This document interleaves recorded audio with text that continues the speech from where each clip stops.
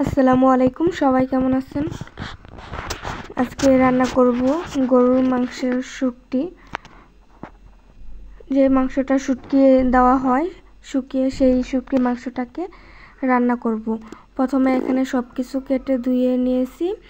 তারপর এখানে প্রথমে চুলায় আগুন জ্বালিয়ে কড়াইটা গরম হয়ে গেলে দিয়ে দিয়েছিলাম তেলটা গরম হয়ে গেছে। এখন এখানে দিয়ে দিলাম পেঁয়াজ কুচি আর রসুন কুচি।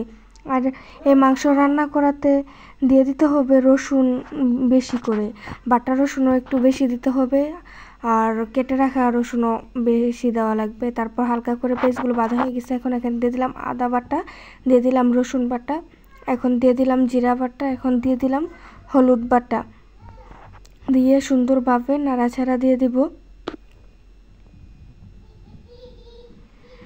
নাড়াচাড়া দেওয়া শেষ। এখন এখানে দিয়ে দিব গুঁড়ো মশলা, দিয়ে দিলাম মরিচের গুঁড়ো, দিয়ে দিলাম লবণ,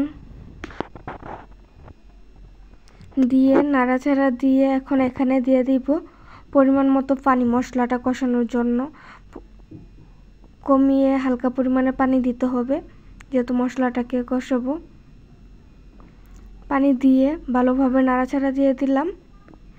এই তো মশলাটা কষানো হয়ে গেছে। এখন এখানে দিয়ে দিলাম দারচিনি আর এলাচ।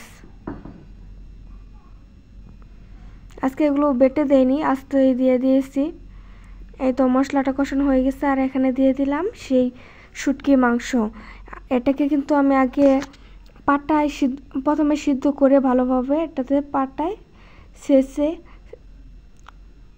জোড়া করে নিয়েছি। এখন এখানে দিয়ে দিলাম মাংসগুলো, দিয়ে ভালোভাবে মাংসগুলো যখন কষিয়ে নিব তখন এখানে দিয়ে দিলাম কেটে রাখা কুচি করে আলুটা দিয়ে ভালোভাবে নাড়াচাড়া দিয়ে দিব।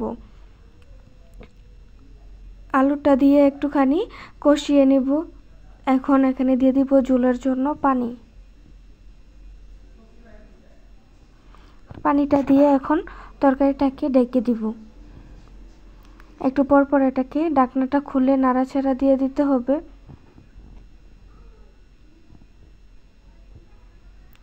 একটু পর পর নাড়াচাড়া দিয়ে দিলাম। আর এদিকে রান্নাটা শেষ হতে হতে সন্ধ্যা হয়ে গেছে। আর এই সম্পূর্ণ ঝোলটা একদম শুকিয়ে ভাজা ভাজা করে নিতে হবে। এখন এখানে দিয়ে দিলাম জিরা ফাঁকিটা কমে দিছি, আগে যেহেতু জিরা বাটা দিছি।